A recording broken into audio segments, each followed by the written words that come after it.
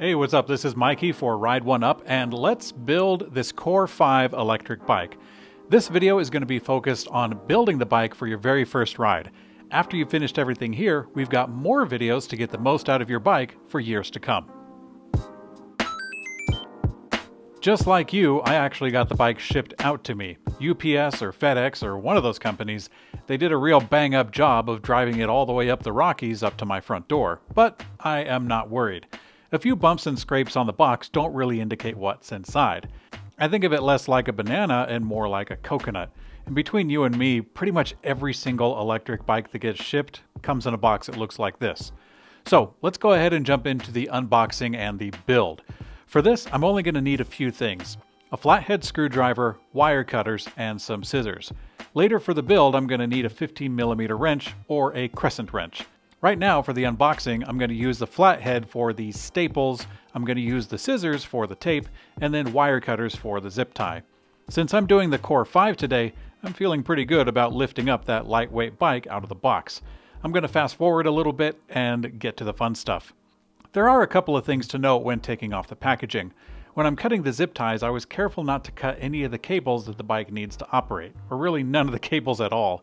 I actually did cut this little zip tie on accident, but it's an easy fix. If I was a little more reckless, I might have scratched the paint, but dodged a bullet there. The chain is bundled up with the lube already pre-installed, so I'm just going to leave this be and I'm going to cut it when I'm ready. Same thing for the front fork. Now, aside from the bike that has the attached handlebars and fork, there's a few more things to unpack. The charger box, the small parts box, and the front chain ring, and also a goodie box. Inside of the goodie box, I found some tools that I'm going to use for the rest of the build. Now, before I begin, I'm actually going to charge the battery while the rest of the process is being finished. The keys for the battery are usually zip tied up to the handlebar cables. I have seen them inside the charger box, or one time I actually saw them in the keyhole. But anyways, now that the battery is charging, I am ready for the build. I'm going to start by removing the packaging from the bike frame and the packaging from the fork itself. On top of the fork, I'm going to use the 5mm hex key to remove this machine screw. I'm going to need that screw and also the black cap in a minute. Next, I'm going to slide off this thing, and then this thing, and then this thing. I'm sure they all have names, but whatever. The first thing we need to note is that the disc brake caliper, which is this thing right here, it needs to be on the left side of the bike, matching the other brake in the back. Now that I've put the fork into the frame, I just need to replace those things that I just slid off. First, I'm going to put on the thin one, and then the funnel-shaped one, and then these two. Now I'm going to put the handlebars in place. What I want is for the cables to have the most room possible. I do this by mounting the handlebars upright and also making sure that they are not twisted and eating up a little bit of that slack. I'm not really worried about the bars going on straight because I'm going to do that a little bit later. Next, I put on the cap, but I'm not going to put this cap on crazy tight. A long time ago, my father used to tell me that he had an internal torque wrench. It wasn't until later that I realized that he was just making it up. Anyways, we're making some good progress. Next up, I get the front of the wheel on. I'm going to take off the black cap that's over the brake, and I'm going to enjoy my new giant cardboard frisbee.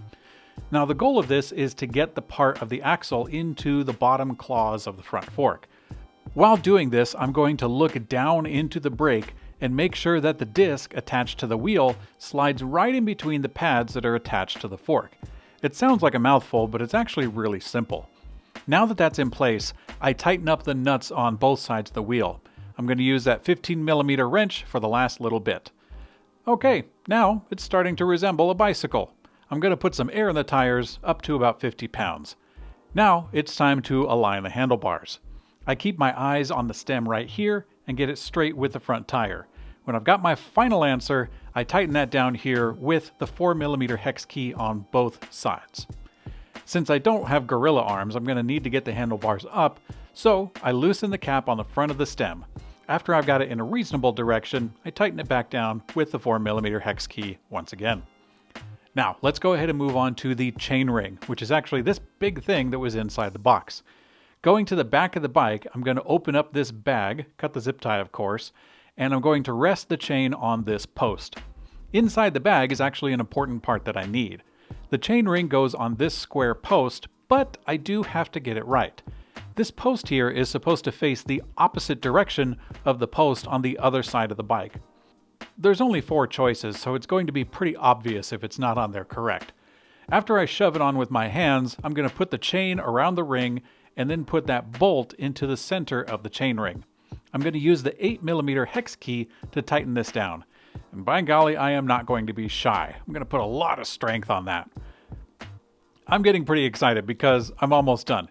Inside the small parts box are some reflectors and the pedals.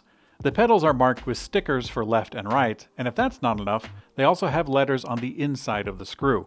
The right side for the right side of the bike, the left side for the left side of the bike. The right side of the bike goes on normal. There's really no surprises for the pedal. The left pedal actually screws in backwards, so it feels rather strange, counterclockwise. I'll use the trusty 15mm wrench to tighten both of these down.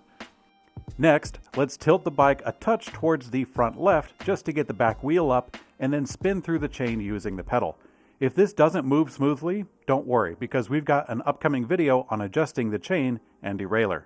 Alright, now I'm going to get the battery in, turn on the bike, and I am ready to hit the road for my very first ride. Thanks for watching this build video, but rest easy because there is a lot more fun to come.